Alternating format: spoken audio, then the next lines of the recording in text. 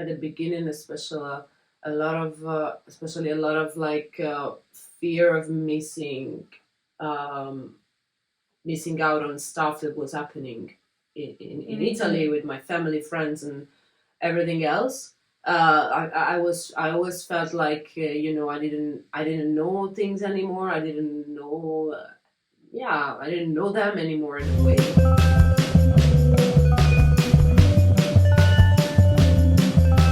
Hello there, this is Millennials Abroad, our requested opinions. Stay tuned for more our requested opinions. Hello everyone and welcome back to another episode.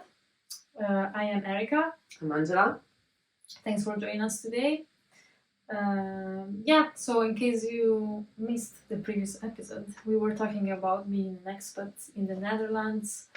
And we wanted to go on to continue on that path, let's say, because towards the end we realized that there's still some to say about it. We wanted to tell you more about our personal experiences, how we came here, and how we felt about it, and how we are still feeling about it. Definitely, yeah. So I feel like there's so much to say. We thought having another episode was a good idea. Yes, hopefully. So, Angela, you want to start? You want to tell us, I don't know, which year you came here? Right, yeah. How was it the first days or months? Okay, so as I said during the last episode, I came here because I was dating someone, and this person decided to move to this country, so I followed him. It was 2016, May. It was a pretty cold May though, so it's really a shock. The first shock, I would say. So yeah, I moved here and I started looking for a job. First 2 months took me, I think, 2 months to find a job.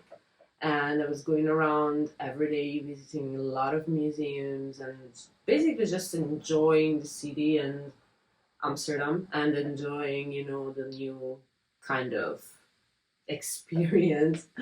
So when you came here, you came directly to Amsterdam? And yes. You already had an apartment, or did you have to look for it as well? Yeah, no, my ex-boyfriend had this apartment, so I moved here, and we were living together in this place. It was a shared apartment with other people.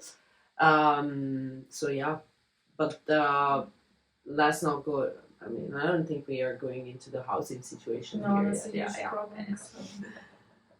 So yeah, that's it. And basically, everything felt like weird. Everything was weird, and it felt like I was on vacation all the time, even when I started working, because it felt like everything that I've always have been connected to was still somewhere else. So I hear everything was new: the language, the culture, the places, the people. I didn't know anybody. I mean, I'm pretty lucky because I have my cousin that lives here, so that's great. But still, everything else was super new. So I feel like it's pretty stupid because what I'm saying, because probably it's the same for everybody else. But I really felt like every time I was going in Italy, there it felt like I was, was living there, and here was another day. I don't know. It's weird. It's even hard to explain. Yeah, maybe if I feel what you're trying to say is that you feel like you have kind of two lives. Yeah. One here and one there. And when you're here, you're not really aware of what's happening there in Italy. And when you're in Italy, then the Netherlands becomes like, you have a house there, but it's more like kind of a dreamy place. Definitely, yeah. Yeah, and there was at the beginning, especially a lot of fear of missing out on stuff that was happening in Italy with my family, friends, and everything else. I always felt like I didn't know things anymore. I didn't know I didn't know them anymore in a way because I was not experience them daily anymore. So yeah, it's pretty weird. Yeah, I got that too actually. Also because the year I moved here was the year my niece was born. Mm. So I basically didn't see her growing up. at Oh wow, all. yeah, So every time I go, even if it's like after 2 months, I see like how big she became. of course. And yeah, it feels a bit bad. It feels bad because I wasn't there during her first years, and I think she likes me. Of course she does. Yeah. Not unlucky for that, but yeah, still Yeah. it's weird because I missed out a lot, and those years Yeah. no one is gonna give you back. No, for sure. Yeah, yeah. I have the same. I have a pretty big family, meaning my mom, and my mom's and my dad's side, a lot of cousins, and I mean, they started having kids pretty fast. One after the other, and some of them I've never met them, I've never seen them, and it's so weird. And, yeah, but what do you do? Despite all the things that I've just said that are not really great, and that were like um, kind of making me a bit sad, especially at the beginning. I feel like there was so much here that I wanted to, enjoy and explore. Coming from place, there's again, it's a town. It's not even a big city, and I had never lived outside of my country before. Um, so I felt like there was this like infinite pool of infinite possibilities, and yeah, it was pretty amazing. Yeah. Well, I lived in Belgium for 1 year before moving here, so I saw some similarities. Right. So it wasn't that much of a shock in that regard. But I remember it was really hard to find a place to stay, and it took me more than 2 weeks. And yeah, it Well, was you were crazy. lucky. 2 weeks is not that long. I know, but I came here as a student, so in Right. theory, when you come as an Erasmus student, you should have your accommodation already set. Yeah, in or theory, yeah. the university should help you with that. But that wasn't my case. That's true. It felt really strange, also because I was almost there to give up and go back to Italy. And I think the system should work a bit better. I mean, I For don't want sure. to push too much on this point, but still, if you allow someone to win a scholarship to go somewhere else, you should also make sure that this person is able to stay there. For sure. Otherwise, it's just a waste of time and money on both sides. Yeah, no, I agree. Yeah, that was really weird. But yeah, also when I came here the first day, so I had to leave from an airport which is not really close by to my hometown in Italy, because that was the only flight I could take on the 1st of September. Right. And it was a super long journey, and when I arrived to the train station in my hometown, I remember my train ticket was flying away. I caught it just like last minute, and I thought, okay, this is a sign. And no, come on. Yeah, I was really fatalistic. And then my father was like, yeah, I'm gonna help you bring the luggage upstairs on the train. So he brought the luggage on the train, and then the doors of the train closed. No. So he got stuck in the train. No. And he had to wait till the next stop, and then as Get we were off. saying in the previous episode, then he had to wait 1 hour for the next train to go back. And in all this, my mother was still at the train station. Alone waiting. Alone waiting. She didn't have the keys of the car, and she didn't even have money with her because she left the bag in the car because it was of course a matter of 5 minutes. So she couldn't even go to the bar because No. she didn't have money for a coffee. So it was really weird. And when I arrived, it was late at night. I don't know how I managed to take the train. Someone was supposed to wait for me at the train station in Schiphol, but this person wasn't there. Oh, great. So I was like, what? So I arrived to Utrecht because I moved to Utrecht the first. I was living in Utrecht the first 3 years. Now it's a bit better, but the train station is like this huge shopping mall. Yeah. And if you don't know your way around, it's like a labyrinth. It's like a maze, and I was there for half an hour and I couldn't get out. Of course. I stopped this girl, and I was crying, like tears in my eyes. Please, do you know where can I get a taxi? And she was like, yeah, don't worry, the taxis are there. I cannot take you there because I'm in a hurry. But yeah, just go there and you're gonna be fine. And already there you realize how these people like they just go super fast with their lives. Yeah. Everything is super scheduled. And then I managed to find a taxi, and the taxi driver was this man, I think second generation Indonesian. All right. And he told me, Erica, leave this country as soon as you're done with your Erasmus. Oh. Because, yeah, the wealth in Holland is just a facade. People are poor here. And this was your first night? Yeah, the first night. But yeah. How the fuck did you ever survive? I don't know. I think, yeah, those 2 weeks were really hard. I was in this youth hostel. I had no money, basically, because I was a student. Right. And my parents were really, like, worried about me, and my father was like, Erica, come back, come on. Yeah. We are 100 here. If it's 101, it's gonna be fine anyway. But yeah, luckily a girl that I met on the first day remembered about me. Okay. And she met an Italian guy who was living in the Netherlands for 10 years, and thanks to this guy who knew an American girl who was going to move to the Netherlands, Connections. I got this room.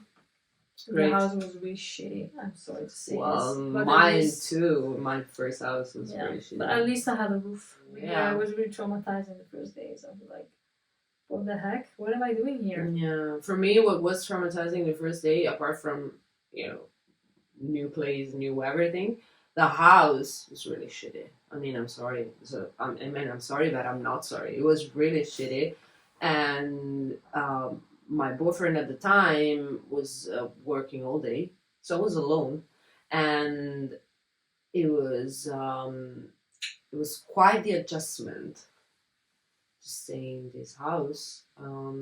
So that's also why I was going around all day, museums and shops and everything I could visit. I could go also because I didn't want to stay in that place because it was really not good.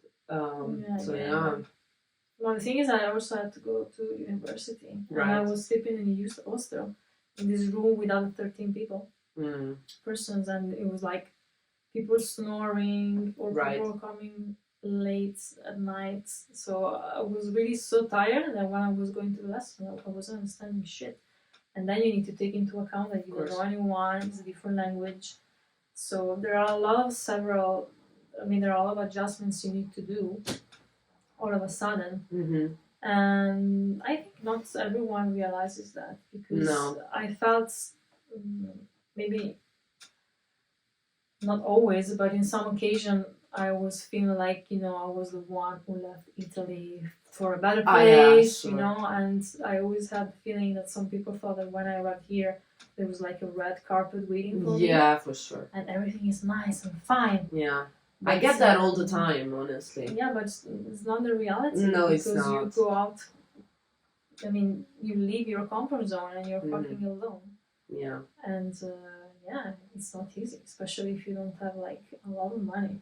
No, I get that all the time. I feel like I don't know, I think people have a weird conception of other people going to live abroad. It's like, they ask me, what do you do, and all this and that, and they think that everything is amazing, and, that your life is, wow, you have an amazing life, or what. Actually, I have a pretty normal life, I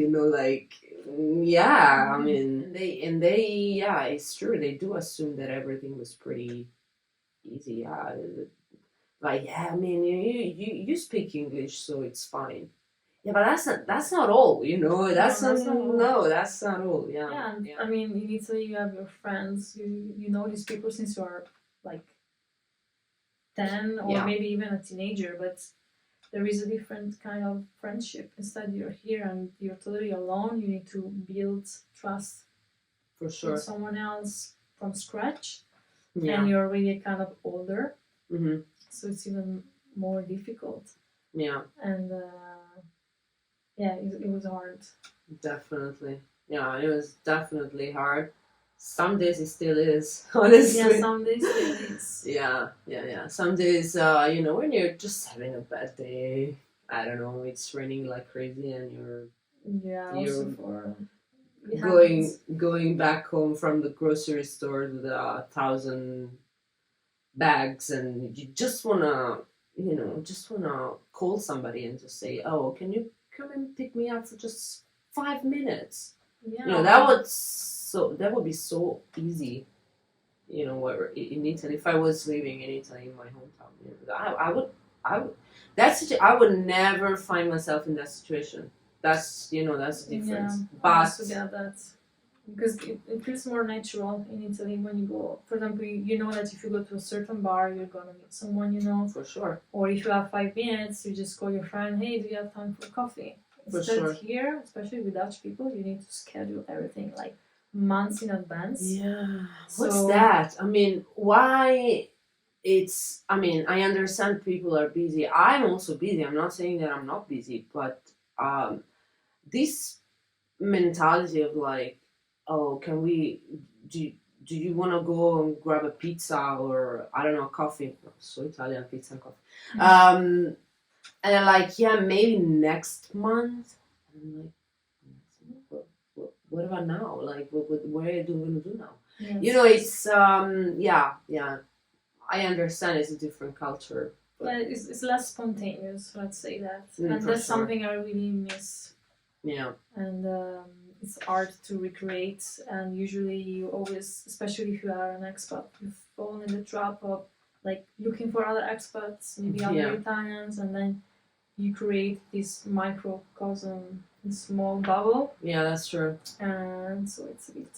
And also what can happen pretty easily is that because you spend a lot of time at work, like everybody else on the planet, basically,